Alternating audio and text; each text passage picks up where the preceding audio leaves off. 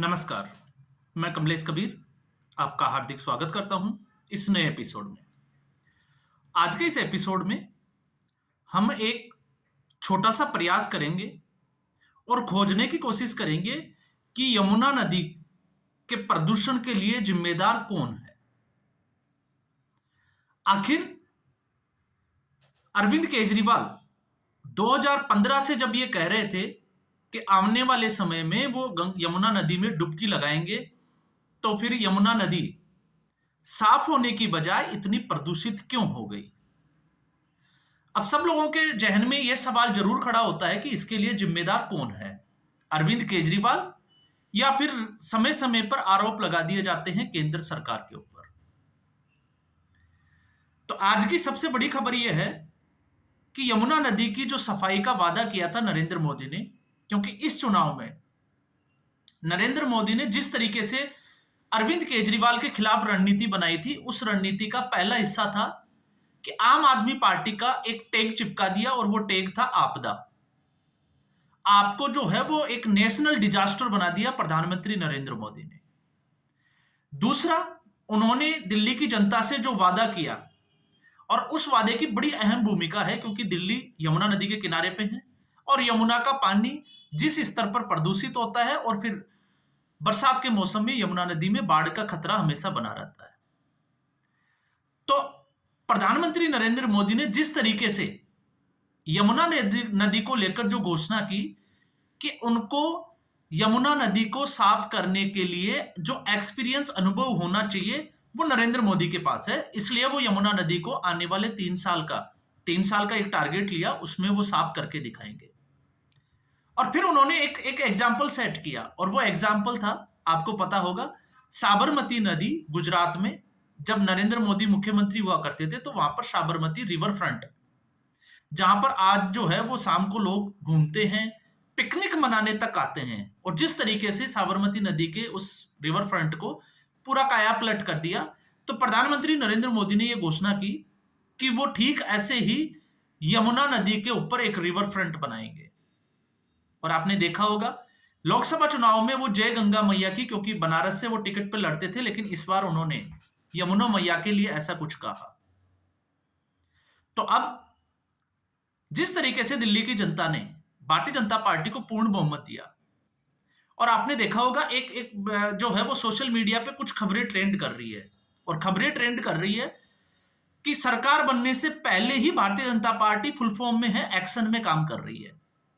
फिर चाहे वो भ्रष्टाचार के आरोपियों की धरपकड़ करना हो, आपने देखा अमानतुल्लाह खान का भी हुआ, इसके अलावा कुछ अधिकारियों के ऊपर भी जो है वो गाजगिरी, कुछ जगह पे जो है वो ईडी और सीबीआई की रेड भी पड़ी। और अब ऐसी स्थिति में जब भारतीय जनता पार्टी मुख्यमंत्री का फैसला भी नहीं कर पाई, उससे पहले ही आज गंगा नदी में सफाई के लिए 4 स्कीमर, इसके अलावा वीड हार्वेस्टिंग मशीन्स 2, और इसके अलावा जो है वो यूडी क्राफ्ट मशीनें वो यमुना नदी में उतर गई और सफाई का अभियान शुरू हो गया। तो अचानक से सरकार बनने से पहले इस तेजी के साथ में इस तरीके का काम होना अपने आप में जो है वो आश्चर्यजनक है। तो ऐसी स्थिति में जब ये खबर आई, तो उसके बाद में जब इसके ऊपर मैंने रिसर्च किया, तो कौन सी चीजें निकल के आई, मैं वो चीजें आपके सामने रखना चाहता हूं कि आखिर एलजी वीके सक्सेना ने मुख्य सचिव और अपर मुख्य सचिव के साथ में बड़ी तेजी के साथ जिस तरीके से आतुरता में जो है वो ये डिसीजन लिया, मीटिंग की, और मीटिंग करने के बाद में एक एचएलसी का निर्माण किया, और ये एचएलसी जो है, ये पूरी कमेटी जो है वो इसके ऊपर नजर रखेगी। हर हफ्ते जो है वो इसकी मीटिंग होनी है। फिर इसमें चाहे वो दिल्ली का जो प्रदूषण नियंत्रक विभाग हो, चाहे डिजास्टर वाला या जैसे फ्लड विभाग हो, जो भी है, वो सारे जल बोर्ड वगैरह, वो सब लोग जो है वो इसमें शामिल है। अब इसको 4 चरणों में जो है वो डिवाइड किया है, और 4 चरणों में जब इसको डिवाइड किया है, तो सबसे पहले इसका है कि यमुना नदी में जो कचरा है, गाद और गंदगी, इसको हटाने का काम शुरू हो गया है। और ये लगभग जो है वो 1 से 1.5 महीना इसमें समय लगेगा, और उसके बाद में एक्चुअल स्थिति का पता चलेगा कि इसमें कचरा जो है वो कितना है। इसके अलावा नजफगढ़ जो ड्रेन वाला जो सिस्टम है उसके ऊपर जो है वो बारीकी से नजर रखी जाएगी, उसके पूरे नालों की सफाई की जाएगी जो कि यमुना नदी में आके गिरते हैं। इसके अलावा सीवरेज जो प्लांट है, ट्रीटमेंट प्लांट, उसके ऊपर निगरानी रखी जाएगी और उस निगरानी के साथ में एक टारगेट भी सेट किया गया है कि डेली जो है वो 400 एमजीडी जो गंदगी है सीवेज का, उसको एक टारगेट लिया है कि इतने गैलन पानी का जो है वो डेली ट्रीटमेंट किया जाएगा, उसको साफ किया जाएगा। तो ये 4 चरणों में जो है वो इसको विभाजित किया है। तो ये तो हुआ एक आश्चर्यजनक डेवलपमेंट, और लग रहा है कि बहुत जल्द आने वाले समय में जो है वो खबरें आएगी कि यमुना नदी में अब आप लोग जो है वो छठ पूजा भी कर सकते हो और डुबकी भी लगा सकते हो। जिस तरीके से प्रयागराज में लगभग 50 करोड़ लोगों ने जो है वो इस तरीके का करके दिखाया। तो गंगा नदी में आज जो है वो आपने देखा होगा जिस तरीके से जहाज वगैरह, क्रूज वगैरह चलते हैं, पिकनिक मनाते हैं लोग, वहां पे नावें चलती है, वो तमाम तरह की चीजें जो है वो योगी आदित्यनाथ की सरकार के आने के बाद में हमें देखने को मिली है। तो ये यमुना नदी का, ये भारतीय जनता पार्टी का पहला जो टारगेट है जिसके ऊपर सरकार बनने से पहले ही काम शुरू हो गया। ये तो थी आज की खबर। इस खबर के बाद में जब हम रिसर्च पे जाते हैं, तो जब रिसर्च पे जाते हैं तो इसकी जो देखरेख है वो आती है एनजीटी के अंतर्गत, नेशनल ग्रीन ट्रिब्यूनल के अंदर। और नेशनल ग्रीन ट्रिब्यूनल ने पहले भी जो है वो आम आदमी पार्टी की सरकार को कई बार जो है वो फटकार लगा चुकी थी। लेकिन हुआ क्या, इससे पहले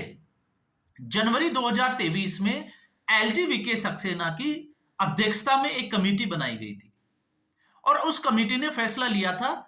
कि यमुना नदी की जो सफाई है उसका काम तेजी से आगे कैसे बढ़े। अब ऐसी स्थिति में जब इसकी समीक्षा बैठक हुई और सारा प्रोजेक्ट जो है वो तैयार कर लिया गया, तो 5 जुलाई 2023 को आम आदमी पार्टी की सरकार एलजी वीके सक्सेना के खिलाफ सुप्रीम कोर्ट का रुख कर लेती है और यहां से मामला जो है वो बदल जाता है और तर्क यह दिया जाता है कि आखिर एलजी वीके सक्सेना किस आधार पर जो है वो इस कमेटी में शामिल है, क्योंकि चुनी हुई सरकार आम आदमी पार्टी की है जबकि एलजी वीके सक्सेना चुनी हुई सरकार के अंतर्गत नहीं आते हैं। तो उनका कहने का मतलब आप समझ गए होंगे, क्योंकि अरविंद केजरीवाल लगातार जो है वो आपने देखा होगा विधानसभा के पटल से चैलेंज करते थे कि दिल्ली का मालिक जो है वो केजरीवाल है, इस एलजी वीके सक्सेना को पता नहीं सर पे किसने बिठा दिया। और जब इस तरीके के तर्क दिए गए हैं कोर्ट में, तो सुप्रीम कोर्ट ने 10 जुलाई 2023 को एक आदेश पारित किया और उसके ऊपर एनजीटी का जो ये आदेश था यमुना की सफाई को लेकर जो योजना बनाई गई थी उसके ऊपर अगले आदेश तक रोक लगा दी गई और उसके बाद में यमुना की जो सफाई का काम था वो पूरी तरीके से ठप हो गया। अब आज जो है वो एक लॉबी दरबारी मीडिया की ये कहती है कि सीजेआई चंद्रचूड़